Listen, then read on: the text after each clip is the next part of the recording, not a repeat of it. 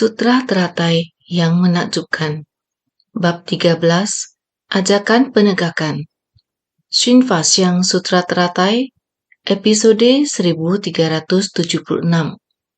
Meminjam daya kekuatan dari Buddha yang mengawasi dan melindungi dari jauh. Semua pendengar Dharma membangkitkan tekad dari kendaraan besar. Secara mendalam, tahu akan kehendak Buddha untuk merekrut orang demi Dharma, menegakkan sutra dan menyebarkan jalan untuk berkelanjutannya jiwa kebijaksanaan, menyatakan akan meneruskan tekad dan mengikuti kehendak Buddha dengan hormat. Bersungguh hatilah dalam mendengarkan Dharma, hendaknya menyerapnya ke dalam batin, serta menghayati ajaran dari Buddha, kemudian mengubahnya menjadi milik kita, lalu membangkitkan tekad dan membangun ikrar. Inilah yang harus kita pelajari dan mengerahkan upaya ini yang harus kita miliki, sehingga dalam mempelajari ajaran Buddha, kita menjadi ada dharma untuk menyelamatkan. Kita harus menyerapnya ke dalam batin. Dalam mempelajari dharma, jika kita tidak menyerapnya ke dalam batin dan juga tidak menjadikan dharma sebagai milik kita untuk diterapkan, jika demikian, apa gunanya kita mempelajari dharma? Tujuan mempelajari dharma adalah agar dharma berada dalam batin kita. Setelah kita memiliki dharma, kita harus menyadarkan orang lain. Berhubung diri kita sudah tercerahkan, kita semestinya juga mencerahkan orang lain. Dengan demikian, Buddha Dharma baru bisa berkesinambungan dan tanpa hentinya diwariskan. Ini adalah sesuatu yang sangat penting dan membutuhkan kesungguhan hati kita dalam mendengarkan Dharma. Dalam Sutra Teratai, Buddha merekrut orang demi mewariskan Dharma. Demi Dharma jugalah yang menjadi tujuan utama beliau datang ke dunia. Secara pribadi mengajarkan kita para makhluk, juga berharap agar para makhluk tanpa hentinya terus mewariskan. Demikianlah pada masa kehidupan Sang Buddha.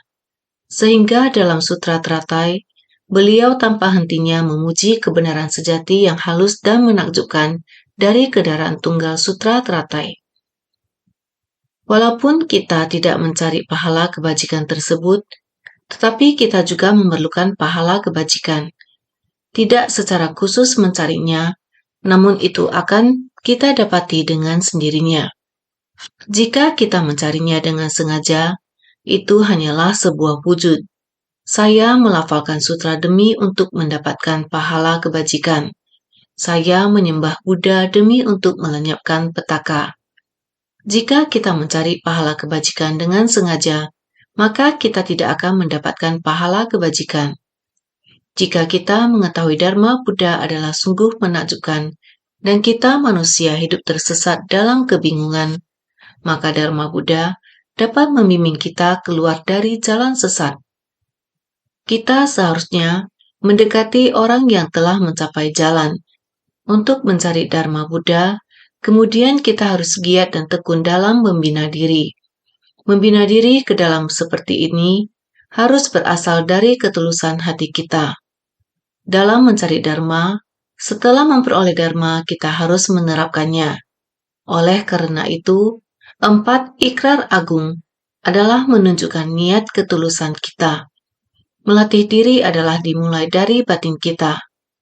Kita mencarinya atas kemauan kita sendiri, bukan karena paksaan orang lain sehingga kita datang, namun karena atas kemauan kita sendiri untuk datang. Karena telah datang ke sini, kita harus benar-benar bersungguh hati dalam mencari Dharma Buddha. Dan mencari Dharma Buddha harus masuk ke dalam batin kita. Dharma harus terserap ke dalam batin. Harus mengerahkan upaya sepenuh hati dari dalam batin kita sendiri. Membina diri ke dalam adalah jasa pahala, dan mempraktikkan di luar adalah moral kebajikan. Jika ke dalam tidak membina diri, bagaimana kita dapat bersumbangsi sebagai praktik di luar? Oleh karena itu, kita harus membina diri ke dalam dan mempraktikkan di luar. Membina diri berarti jasa pahala dan harus berupaya sepenuh hati. Mempraktikkan berarti bersumbangsi. Bersumbangsi secara terus-menerus yang terakumulasi. Pahala berarti moral kebajikan. Jika kita hanya membina diri ke dalam, kamu tahu seharusnya juga membina keluar. Masuk ke dalam orang banyak. Pintu Dharma yang tidak terhingga ada di tengah orang banyak. Dengan bersumbangsi kita bisa memahami penderitaan di dunia, memahami ketidakkekalan yang disebutkan Sang Buddha. Setelah memahami hal ini, maka kita akan bisa bersumbangsi untuk orang banyak. Ketika kita bersumbangsi, kita bisa memahami penderitaan di dunia, dan ini adalah kesan dari batin kita. Walaupun kita bersumbangsi tanpa mengharapkan pamrih, orang yang kita bantu tersebut akan merasakannya. Dengan sendirinya akan menciptakan jalinan jodoh. Maka disebutkan, kebajikan adalah sesuatu yang diperoleh, yakni ketika kita bersumbangsi, kita sedang memupuk kebajikan. Kata kebajikan juga ada dalam kata moral kebajikan. Ini merupakan kewajiban kita. Memperoleh adalah ketika kita bersumbangsi, orang yang terbantu terbebas dari kesulitan, dan jiwa kebijaksanaan kita juga akan bertumbuh. Memahami penderitaan kehidupan di dunia, ini juga adalah kebajikan. Pahala kebajikan adalah yang kita peroleh. Yang kita peroleh itu adalah pahala kebajikan. Apakah semua orang memahami Dharma seperti ini? Betul. Bersumbangsi memperoleh dua manfaat. Satu pihak mengalami kesulitan, kita menolongnya. Dia bisa menyelesaikan kesulitannya. Dan setelah kita bersumbangsi, lihatlah. Haya, hidup ini sangat menderita. Jadi batin kita dapat menghayati prinsip kebenaran yang dibabarkan oleh Buddha. Kita juga mendapatkan manfaat. Oleh karena itu, manfaat yang dia peroleh adalah benda materi. Manfaat yang kita peroleh adalah jiwa kebijaksanaan. Jiwa kebijaksanaan berkembang, demikian disempurnakan adalah kebajikan. Jadi, kebajikan adalah sesuatu yang diperoleh. Maka kita harus membangkitkan tekad dari kendaraan besar. Tekad dari kendaraan besar adalah menyerap Dharma ke dalam, kemudian bersumbangsi keluar. Jika sudah memperoleh, maka harus menyadarkan orang lain. Ini adalah membangkitkan tekad dari kendaraan besar. Membangkitkan tekad dari kendaraan besar, di bagian sutra ini, Buddha, bab Guru Dharma memberitahu kita bahwa menulis kitab sutra, menegakkan sutra, dan mengembangkan jalan kebenaran, pahala kebajikannya sangat besar. Sebenarnya, pahala adalah kita harus dengan bersungguh hati untuk menerima dan menegakkan. Bersungguh hati menghayatinya, ini adalah pahala kebajikan. Saya mendengarkan semua orang melafalkan sutra makna tanpa batas. Akan merasakan bahwa untung sebersat niat awal pada masa itu menemukan sutra makna tanpa batas. Dalam hati terbangkitkan rasa sukacita. Pikiran sukacita ini, saya berharap dapat berbagi dengan semua orang.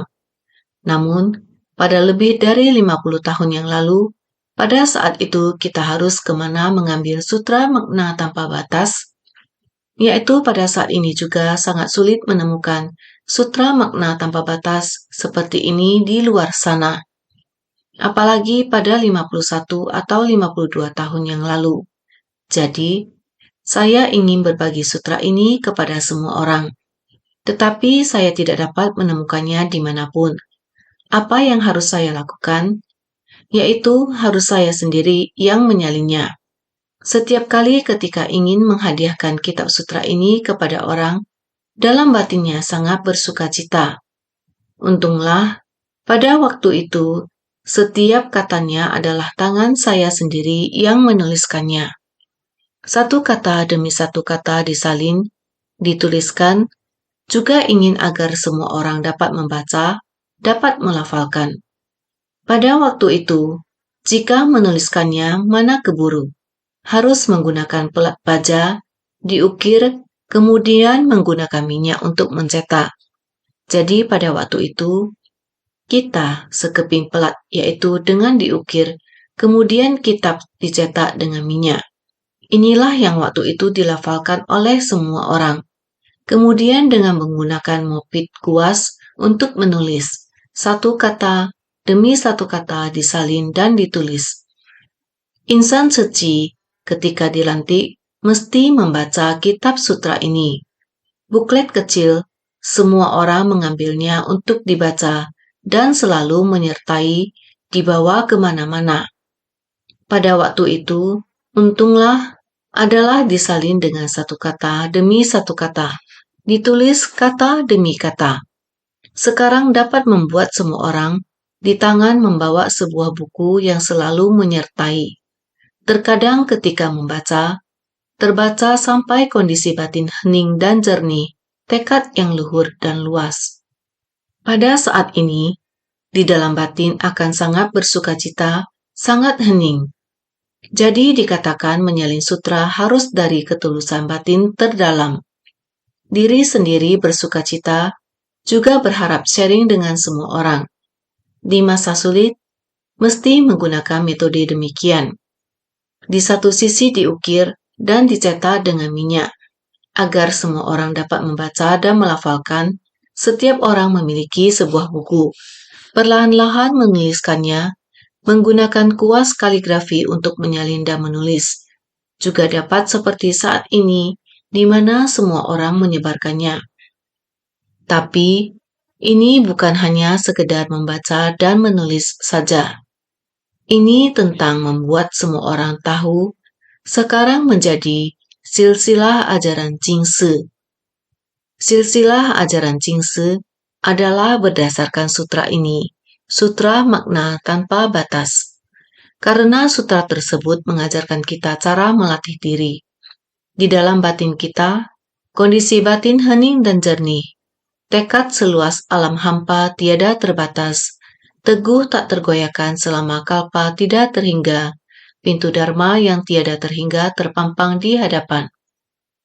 Dan selanjutnya, ini semua adalah inti ajaran kita, silsilah ajaran Jingsi. Dalam teks sutra ini, semuanya tentang silsilah ajaran Jingsi. Demikianlah menjadikannya sebagai pintu dharma tanpa batas. Pintu dharma yang tiada terhingga terpampang di hadapan. Artinya, semua orang harus terjun ke tengah orang banyak. Setiap orang yang kita jumpai adalah sutra pitaka. Setiap orang memiliki tabiat dan kebiasaan yang berbeda. Kehidupan setiap orang adalah layak untuk kita pelajari. Semua ini adalah seperti belajar sutra. Jadi inilah pintu dharma yang tiada terhingga terpampang di hadapan. Dengan demikian, kita membangun mazhab suci ini. Kita hidup penuh dengan penderitaan.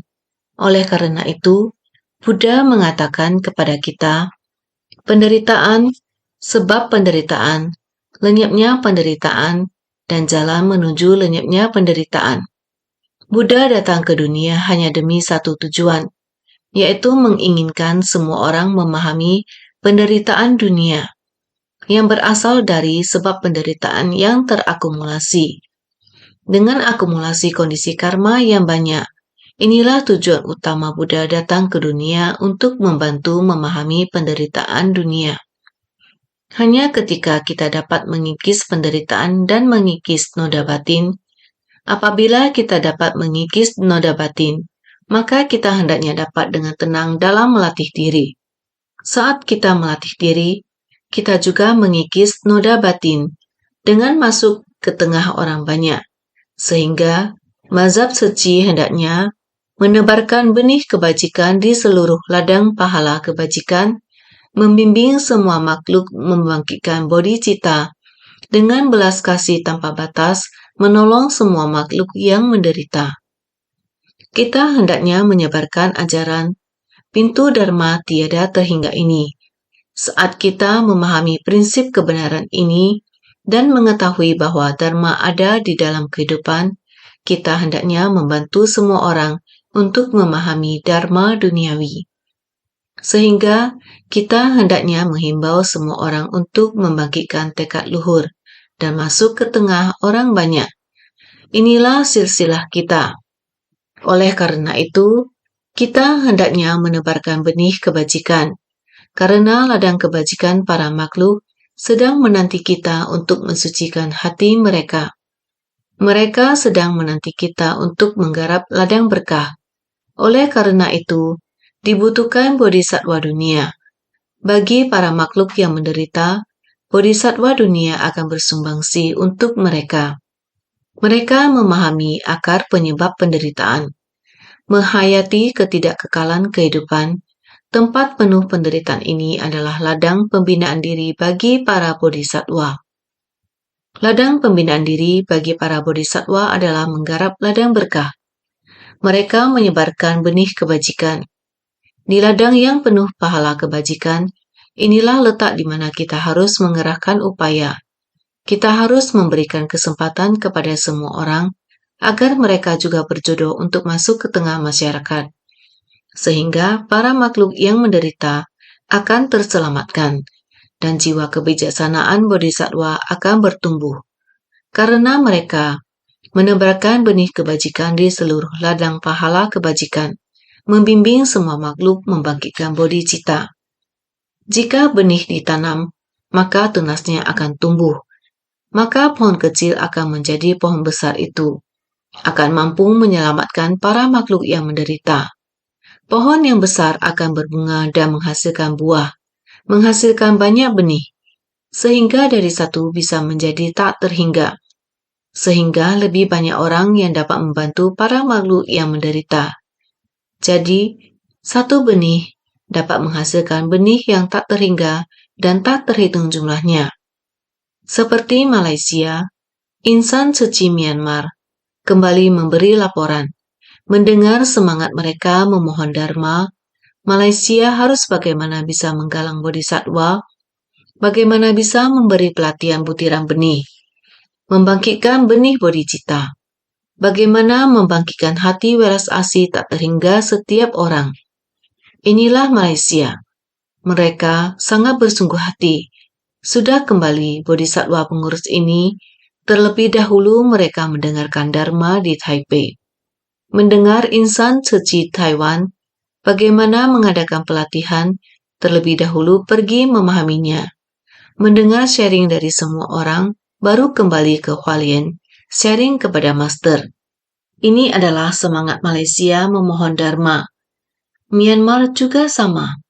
Myanmar mulai dari 2008 karena angin topan Cyclone Nargis. Oleh karena itu jalinan jodoh ini adalah karena Taiwan meminta bodhisatwa Malaysia yang lebih dekat dengan negara Myanmar. Meminta bodhisatwa Malaysia melintasi negara sampai Myanmar untuk memberi pertolongan. Mulai dari ini, jalinan jodoh ini dengan cinta kasih membentang jalan, dengan demikian membentangnya. Sudah tembus, mereka bisa mencapai jalan agung bodhisatwa. Mereka dalam beberapa tahun ini, mereka sudah berdikari dengan sumber daya yang ada di sana. Di tempat itu membina benih bodhisatwa, menolong orang, di waktu yang bersamaan juga menumbuhkan jiwa kebijaksanaan. Mendengar mereka memberikan pelaporan, apakah itu misi amal, apakah itu misi pendidikan, semuanya sangat menarik, juga dijelaskan dengan sangat terperinci. Ini sungguh menakjubkan. Di antara orang-orang yang tidak saling mengenal, ternyata jika ada dharma, maka dapat menyelamatkan para makhluk, dapat mengubah penderitaan menjadi kebahagiaan. Dari kegelapan batin, berubah menjadi bodhi. Melihat sekelompok demi sekelompok bodhisatwa pulang ke sini untuk berbagi kisah. Benar-benar penuh sukacita dalam dharma. Kepada mereka juga dibagikan sebuah kitab sutra makna tanpa batas yang kecil. Saya sangat bersukacita ketika pagi hari mendengar pelafalan sutra makna tanpa batas, juga penuh sukacita dalam dharma. Teringat pada lebih dari 50 tahun yang lalu, demi sutra makna tanpa batas, agar dapat tersebar secara meluas, maka diukir dengan tangan, disalin dengan tangan, Walaupun tangan terluka, namun dapat mendengar begitu banyak orang memasuki pintu Dharma tak terhingga telah terpampang di hadapan. Sekarang, pintu Dharma ini bukankah telah muncul di hadapan kita?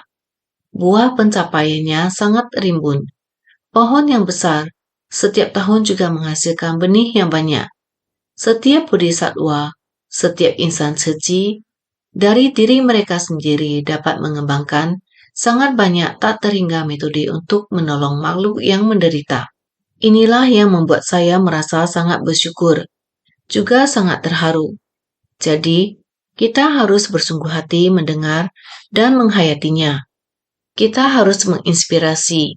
Kita harus membaca sutra agar bisa memahami harapan mendasar Sang Buddha. Mengapa Sang Buddha ingin membabarkan sutra ini? Terutama Sutra Teratai adalah harapan mendasar Sang Buddha. Buddha dengan bebas mengungkapkan harapan mendasarnya dengan membabarkan Sutra Teratai. Oleh karena itu, kita seharusnya secara mendalam tahu akan kehendak Buddha untuk merekrut orang demi Dharma.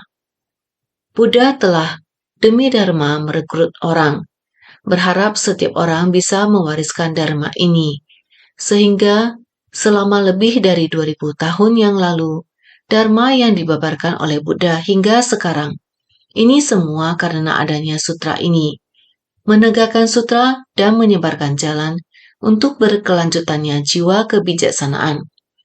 Demikian terus berlanjut, sehingga menyelin sutra benar-benar mendatangkan pahala kebajikan yang tak terhingga. Ini menunjukkan kita harus meneruskan tekad guru. Buddha Sakyamuni adalah guru pembimbing besar kita dan ayah pengasih dari 4 jenis kelahiran. Sehingga kita harus meneruskan misi dari ayah kita, juga harus meneruskan tekad dari guru kita. Oleh karena itu, kita mengikuti kehendak Buddha dengan hormat. Inilah kita harus sangat bersungguh hati. Naskah sutra sebelumnya menyampaikan demikian. Kemudian di hadapan Buddha, mereka mendengarkan auman singa seraya membangkitkan ikrar. Karena Buddha menatap semua orang, setelah biksu dan biksuni menerima peramalan, tidak berani datang ke dunia saha, mereka ingin ke dunia lain. Orang yang membangkitkan bodhicitta, kalian mesti mengungkapkan maksud kalian. Orang-orang ini telah memahami maksud Buddha. Bangun dari tempat duduk mereka, datang di hadapan Buddha, ingin menunggu Buddha langsung memberi pesan kepada mereka. Namun Buddha masih tetap diam. Jadi, para bodhisattva ini, kemudian di hadapan Buddha, mereka memperdengarkan auman singa seraya membangkitkan ikrar. Mereka mulai membangun ikrar di hadapan Buddha, dan dengan hormat memohon kepada Buddha. Kemudian di hadapan Buddha, mereka memperdengarkan auman singa seraya membangkitkan ikrar. Bhagawan, kami sekalian, setelah Tathagata parinirwana nanti, akan melakukan perjalanan bolak-balik ke dunia di 10 penjuru. Sutra Teratai bab 13, ajakan penegakan. Selanjutnya naskah sutra mengatakan, guna mengarahkan para makhluk untuk menyalin sutra ini, menerima, menegakkan, membaca dan melafalkannya, serta menjelaskan maknanya, membina diri sesuai dharma dan mengingatnya dengan benar. Semuanya dilakukan melalui daya kekuatan dari Buddha. Kami bermohon pada Bhagawan, biarpun berada di kawasan lain, agar mengawasi dan melindungi kami dari jauh. Sutra Teratai bab 13, ajakan penegakan. Itu adalah menjelaskan, kami semua akan membangkitkan tekad dan membangun ikrar. Setelah Buddha memasuki parinirvana, kami pasti berkali-kali datang dan pergi di 10 penjuru dunia. Seluruh tempat-tempat yang Buddha pedulikan, kami semua akan pergi. Kami akan berada di sana. Kami akan membantu semua makhluk melakukan praktik dengan sungguh-sungguh. membantu mereka menuliskan sutra ini dengan sungguh-sungguh. Praktik yang disebutkan dalam sutra ini adalah kita harus mengutamakan sutra terlebih dahulu. Jadi kita harus mengutamakan sutra, yang berarti kita harus terus mewariskannya. Seperti yang baru saja dikatakan, sutra makna tanpa batas. Saat itu, jika kita tidak membangkitkan tekad ini, mengukir di pelat baja dan mencetaknya, tidak ada cara bagi kita semua untuk bisa melafalkannya dengan lancar. Bagaimana bisa melafalkannya dengan lancar setiap hari? Walaupun saat ini kita tidak perlu menggunakan salinan fisik sutra, sekarang kita menggunakan cetakan komputer untuk membaca dan melafalnya. Namun di saat itu, 50 tahun yang lalu, di mana bisa menemukan komputer, tidak ada komputer sama sekali. Kita juga tidak pernah mendengar istilah itu. Terlebih lagi, sutra ini juga tidak didistribusikan. Jika saya tidak pernah bertekad untuk mengukirnya dengan tangan sendiri di masa lalu, bagaimana kita bisa membaca dan melafalkan dengan lancar sutra makna tanpa batas ini? Jika tidak ada sutra makna tanpa batas ini, bagaimana kita bisa memiliki silsilah ajaran Jingsi? Ini dikarenakan oleh sutra makna tanpa batas. Ungkapan kondisi batin hening dan jernih telah membangkitkan inspirasi bagi saya, sehingga sutra ini menjadi sumsum dharma kita. Dari semua sutra, meskipun saya telah membaca semua sutra ini, namun ketika saya membaca sutra ini, saya merasakan sukacita yang besar. Kondisi batin hening dan jernih, tekad seluas alam hampa tiada terbatas, teguh tak tergoyahkan selama kalpa tidak terhingga. Bagian ini terukir di dalam hati saya, sehingga selain terukir saja di dalam hati saya, akan lebih baik jika diukir di atas pelat lain agar dapat dibagikan untuk orang lain. Dengan cara ini, silsilah ajaran Jingsi kita mulai terus-menerus diwariskan. Sekarang, kami dengan resmi mewariskan Dharma ini. Ini adalah silsilah ajaran Jingsi. Jika kita tidak menyalin sutra ini, menerima dan menegakkan, dan mempraktikkannya sesuai dengan ajarannya, jika kita tidak menerima dan menegakkannya dengan cara ini, bagaimana mungkin akan ada mazhab Ceci? Maka itu, kita harus menerima dan menegakkannya. Kita sendiri harus menegakkannya dan mengajarkan orang lain untuk melakukan yang sama. Kita membaca dan melafalkannya, serta menjelaskan maknanya. Maka, bukan hanya harus menerima dan menegakkannya, kita semestinya harus menguraikannya. Maka ajaran saya tentang sutra makna tanpa batas masih diterapkan hingga sekarang. Dan saya berharap mereka dapat terus berkembang. Karena silsilah Dharma harus diteruskan. Kita harus merekam Dharma ini. Tekad yang kita bangkitkan sebelumnya di masa lampau, latar belakang sejarah pada masa itu, dan proses dalam mengajar sutra ini. Sekarang mereka sedang menyusunnya dari awal. Ini adalah sutra makna tanpa batas. Saya percaya ini adalah intisari Dharma yang penting. Maka kita harus menjelaskannya dan terus-menerus menjelaskan maknanya. Menyalin sutra ini, menerima, menegakkan, membaca dan melafalkannya, serta menjelaskan maknanya. Sebagaimana dikatakan dalam sutra, membina diri dengan dharma yang diterima. Menerima artinya merasakan, menegakkan artinya mengingat dan mempertahankan. Menerima dengan kekuatan keyakinan, menegakkan dengan kekuatan perhatian. Oleh karena itu, bagaimana dikatakan dalam sutra, membina diri dengan dharma yang diterima adalah menyalin, menegakkan, harus melafalkan. Demikian prosesnya. Oleh karena itu, menerima artinya merasakan. Itu adalah menegakkan artinya mengingat dan mempertahankan. sehingga disebut menerima dan mempertahankan. Artinya kita harus dengan bersungguh-sungguh dapat menerima di dalam batin kita, apalagi harus benar-benar mengingatkannya tentang apa artinya dalam sutra ini. Apa yang harus kita lakukan? Kita harus melakukannya dengan tindakan nyata, dengan menegakkan, mengingat dan mempertahankan, menerima dengan kekuatan keyakinan, menegakkan dengan kekuatan perhatian. Kekuatan dari keyakinan, kita harus mempunyai kekuatan keyakinan. Oleh karena itu, kita harus dengan bersungguh hati menerima dan mempertahankan. Kita harus yakin. Oleh karena itu, sering mengingatkan pada setiap orang. Keyakinan Dharma baru akan menyerap ke dalam batin. Kita harus perhatian. Kita harus dengan sepenuh hati dan pikiran kita untuk mempertahankan. Sutra ini adalah arah pembinaan diri kita.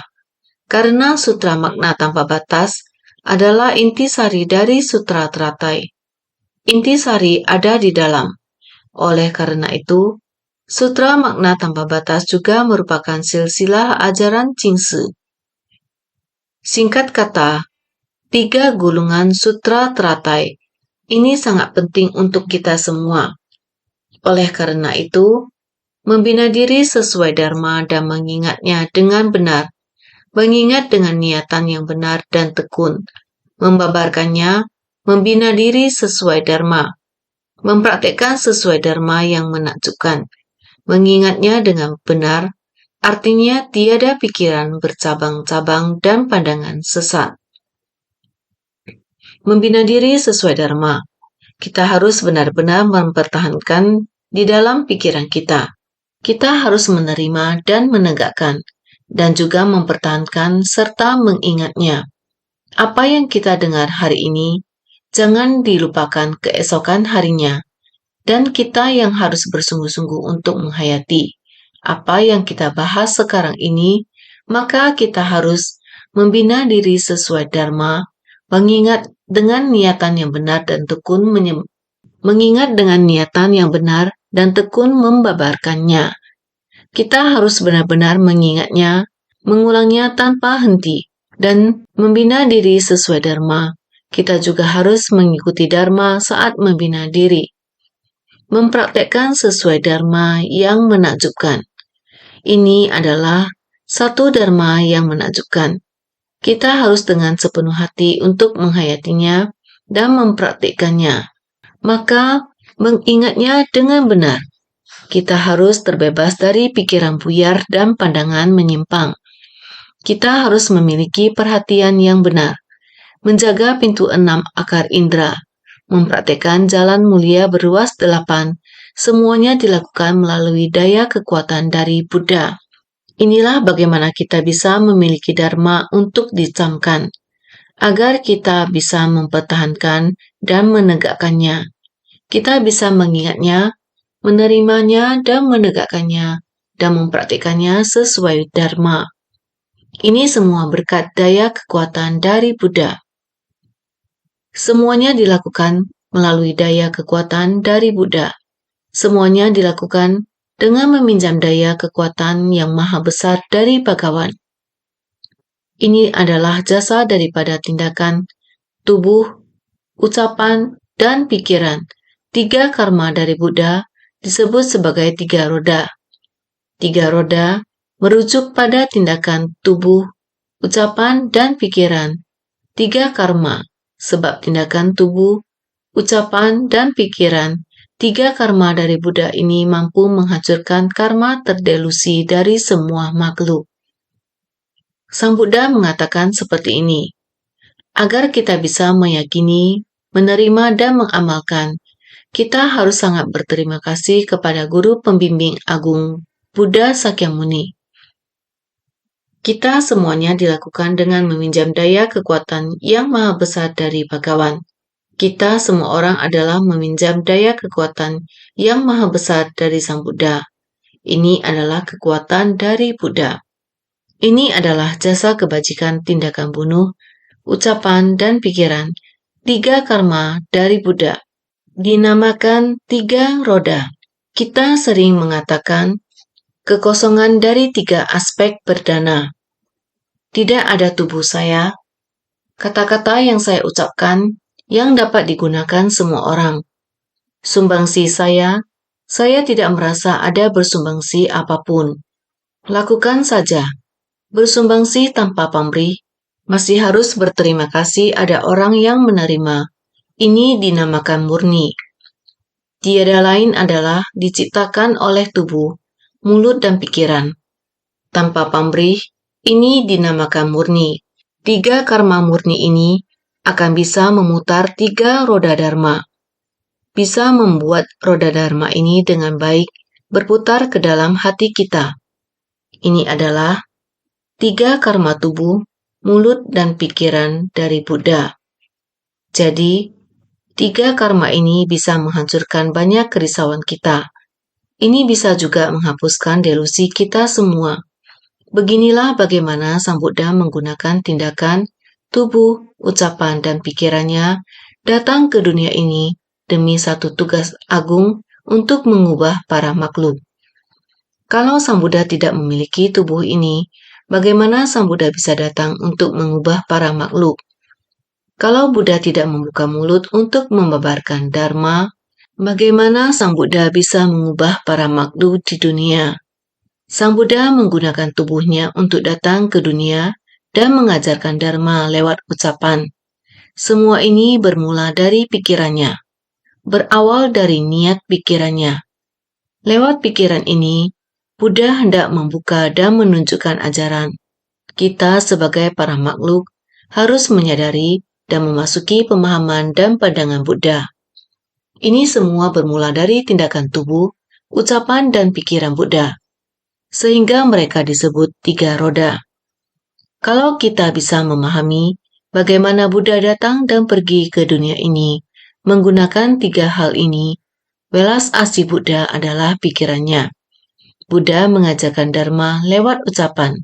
Buddha muncul di dunia menjadi teladan bagi kita lewat tubuhnya. Kita semua sama. Kita semua memiliki 3 roda. Apa yang kita lakukan dengan 3 roda? Apakah kita menggunakan 3 roda untuk menciptakan kerisauan dan menambah karma jahat?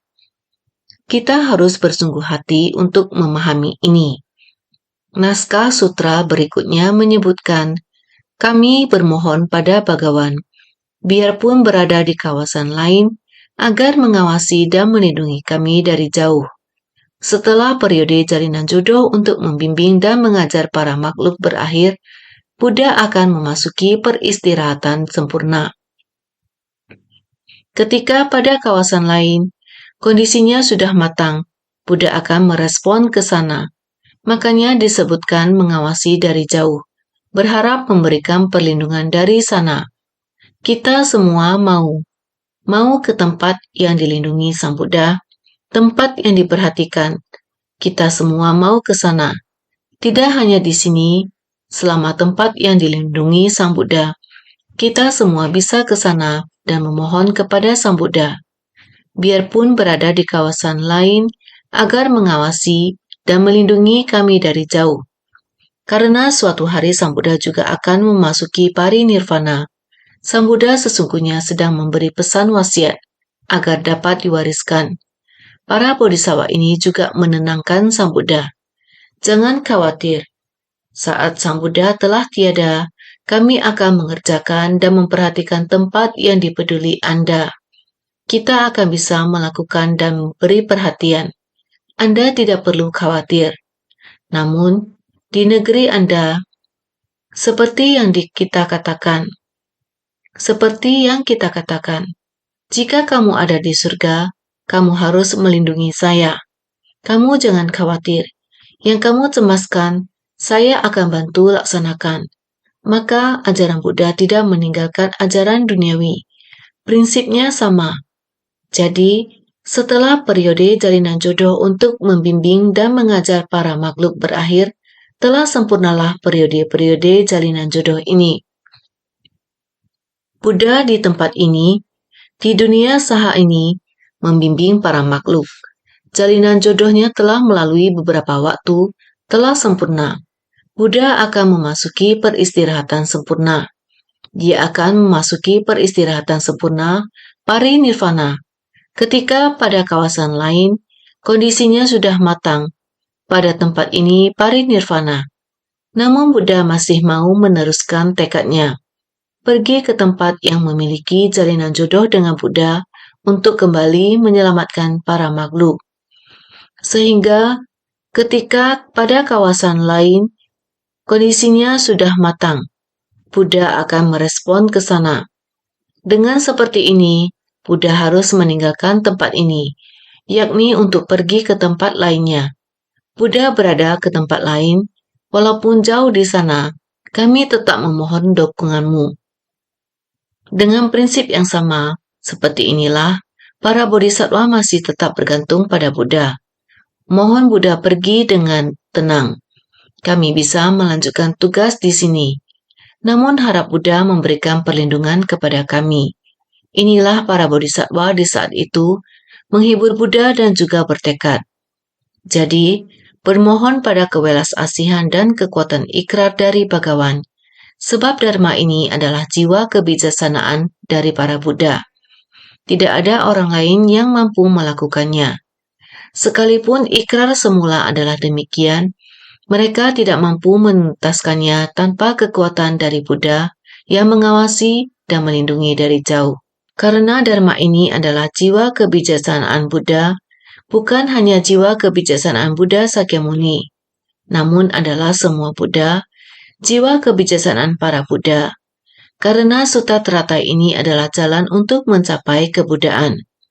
Para Buddha masa lampau datang untuk melanjutkan jiwa kebijaksanaan ini. Sekarang Buddha Sakyamuni juga harus mewariskan jiwa kebijaksanaan ini kepada orang-orang di generasi berikutnya. Jadi inilah jiwa kebijaksanaan para Buddha. Tidak ada orang lain yang mampu melakukannya. Tidak sembarang orang bisa memiliki cara. Jadi para bodhisattva ini masih bergantung pada kekuatan Buddha. Mereka memohon kepada Buddha saat di tempat yang lain. Engkau juga harus memberi pemberkatan kepada kami. Prinsip yang sama. Jadi kita harus bersungguh hati untuk menghayati Buddha berada di dunia. Ini semua sangat nyata. Masa hidup Sang Buddha berlangsung selama 80 tahun. Dalam 80 tahun ini, sejak kecil dilahirkan di istana, hingga ketika meninggalkan istana untuk melakukan pelatihan diri. Perjalanan pelatihan diri ini sangatlah sulit. Setelah mencapai pencerahan dan menyatu dengan alam semesta, dengan pemahaman ini, semua dharma kembali ke satu pikiran. Memahami dengan tuntas semua prinsip kebenaran, kembali ke tengah orang banyak untuk membabarkan dharma. Di tengah orang banyak harus membabarkan adalah yang bisa dihayati orang banyak. Juga adalah yang paling mendekati kondisi kehidupan orang banyak. Itulah penderitaan. Paling mendekati dalam kondisi kehidupan orang banyak paling dekat adalah penderitaan. Ada yang mengira, saya sangat bahagia. Saya sepanjang hidup ini sampai dewasa, sampai berkeluarga, sangat berkecukupan. Tetapi ini masa setengah hidup, sampai pada hukum alam sewaktu datang, tua, sakit, meninggal. Walaupun dia sangat banyak berkah, tetapi pada akhirnya ada yang gagal diperoleh. Saya memohon untuk hidup terus. Saya memohon untuk hidup sehat lagi. Bukan kamu ingin hidup terus lagi, bisa terus hidup lagi. Bukan kamu ingin sehat, lalu bisa sehat. Bukan kamu ingin muda, lalu bisa muda. Ini adalah tidak mungkin. Begitu hukum alam datang, tanpa terasa akan terus merenggut jiwa kehidupanmu.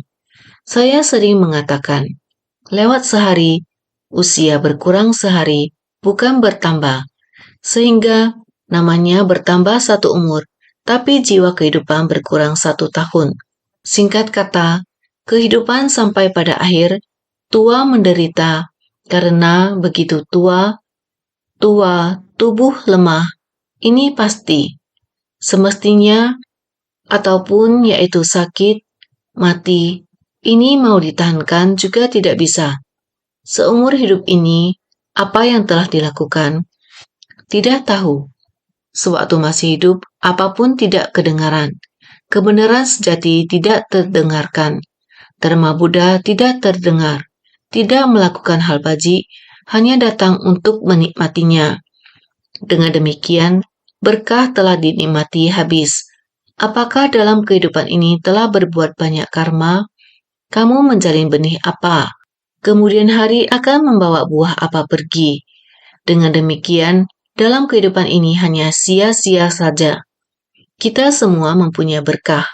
Bisa semasa dengan Buddha datang ke dunia. Dharma Buddha berada di dunia.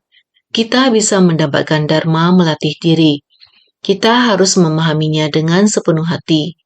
Dharma yang diwariskan Buddha, kita harus bersungguh hati. Bodhisattva memahami maksud Buddha.